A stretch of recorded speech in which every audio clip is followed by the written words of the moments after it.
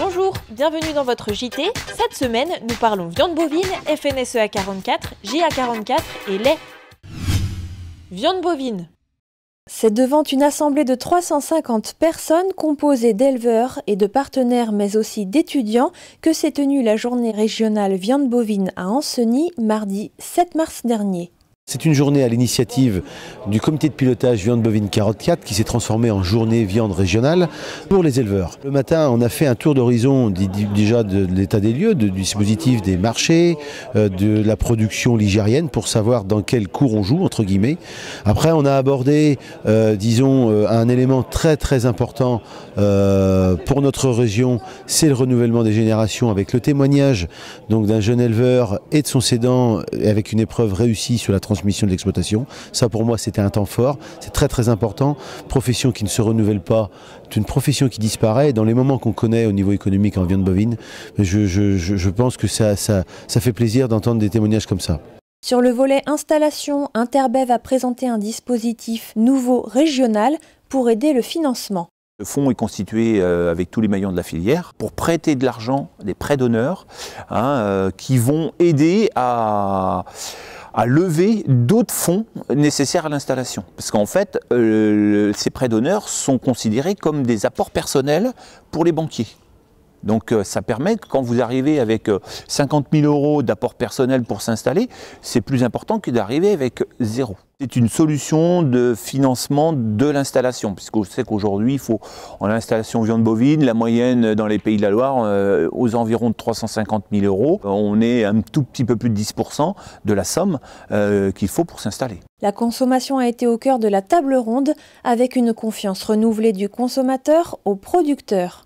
On le dit, on le redit, on vendra de la viande, mais on associera aussi l'image de l'éleveur et ses pratiques sur son exploitation. Le consommateur a tout le temps besoin d'une réassurance et la logique de la confiance, elle est portée par l'éleveur.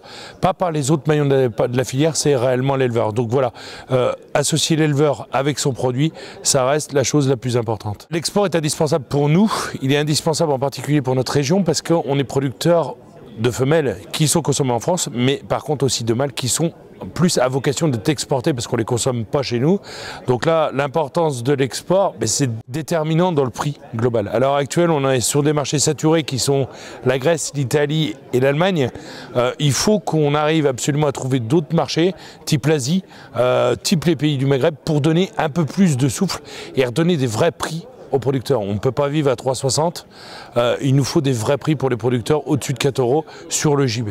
Éleveur et engagé, c'est ça. C'est un éleveur qui s'engage de par son travail à fournir un produit, à fournir de la viande qui permet aux consommateurs d'être sûr des moyens qui ont été mis au moment de sa production et donc derrière d'avoir un éleveur qui est rémunéré, qui peut vivre de ça, qui permet d'installer des jeunes, qui permettent d'avoir un peu de lisibilité et un peu de baume au cœur dans une situation qui est toujours aussi morose. La journée s'est clôturée simplement avec ce message « Travaillons ensemble ». Dans l'idée de passer le message avec beaucoup d'humilité aux éleveurs, parce que c'est vrai que c'est pas forcément évident dans le contexte économique qu'on connaît, de mettre en œuvre des indicateurs qui avaient des choses à faire et à ne pas faire, qu'il n'y a pas d'exploitation type. Il y a des hommes et des femmes au cœur des exploitations qui ont fait des choix, qui ont une histoire, mais qui font ce qu'ils peuvent pour arriver à un revenu. Donc il y a encore quelques marges de manœuvre pour certains. Je pense qu'il faut y arriver, d'autres y sont. Bon, il faut accompagner tout le monde vers le haut. FNSEA 44. Il y a quand même des nouvelles têtes, des nouveaux élus. En effet, un conseil d'administration de la FNSEA 44 un peu particulier s'est déroulé le lundi 6 mars à Nantes. Les 45 administrateurs de la FNSEA 44 ont procédé à l'élection d'un nouveau bureau en place pour 3 ans. Alain Bernier, sur le départ, a fait part de son optimisme vis-à-vis de la capacité de la nouvelle équipe à défendre les intérêts des agriculteurs et des adhérents. Après 10 années passées à la présidence de la FNSEA 44, il cède la place à Michael Trichet. Je tiens à remercier encore une fois Alain Bernier, qui pendant 10 ans a œuvré, et à son entourage, bien évidemment, familial, qui a œuvré pour la réussite et l'ascension de la FNSEA 44. Quels vont être les premiers chantiers sur lesquels vous allez travailler justement avec cette nouvelle équipe ? Donc le premier pilier, effectivement, vu de la conjoncture économique, c'est les productions, parce que c'est vrai que nous avons besoin, de travailler sur un dossier, sur les dossiers de filière, parce que c'est une problématique très préoccupante auprès des agriculteurs, où malheureusement nous n'avons pas les fruits du travail engagé, pas assez rapidement, donc ça va être le premier pilier. Et puis après, déjà installer l'équipe, on va démarrer par un bureau et on va regarder un petit peu de quelle manière on va prendre cette nouvelle mandature pour nous mettre en action. François Guyot, agriculteur à Bouvron, a, de son côté, été élu secrétaire général du syndicat. C'est lui qui parle le mieux de ses futures missions. Secrétaire général, sa fonction, c'est le réseau. Et la grande force de la FNSEA, c'est justement ça, c'est de partir d'un agriculteur qui vient à la réunion cantonale, qui discute des problématiques, de les faire remonter, et aussi à nous, à charge de redescendre les décisions nationales à notre canton. Alors c'est un chantier qui est entamé depuis la création de notre réseau, mais c'est surtout un chantier qui est toujours à entretenir. C'est-à-dire qu'entretenir un réseau, c'est sans doute le travail le plus difficile et le paradoxe autant difficile mais agréable, parce qu'on s'appuie sur des décisions de canton. Et c'est ce qui fait notre force, c'est de partir du canton jusqu'au national. Et c'est notre mission à nous, 44, de remonter tout ça.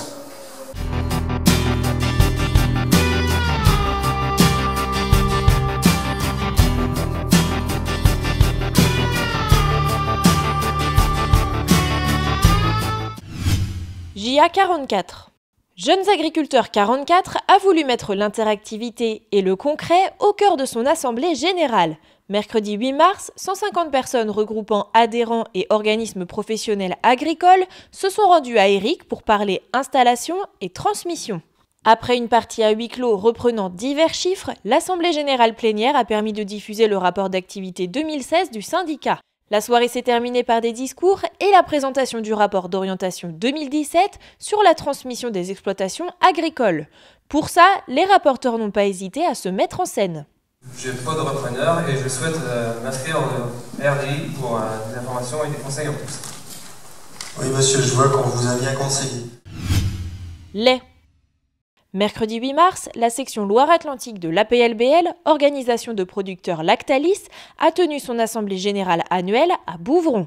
Pour les producteurs, la loi Sapin 2 est un véritable levier pour définir une nouvelle relation contractuelle. Achat groupé.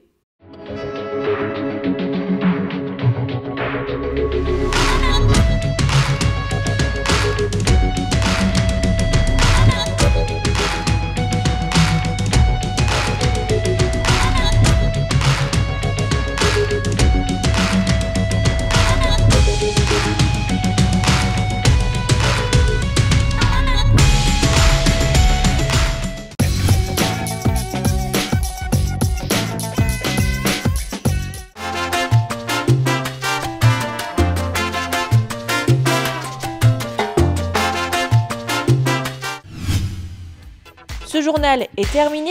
Retrouvez toutes les actus du monde agricole sur agri44.fr, sans oublier les réseaux sociaux.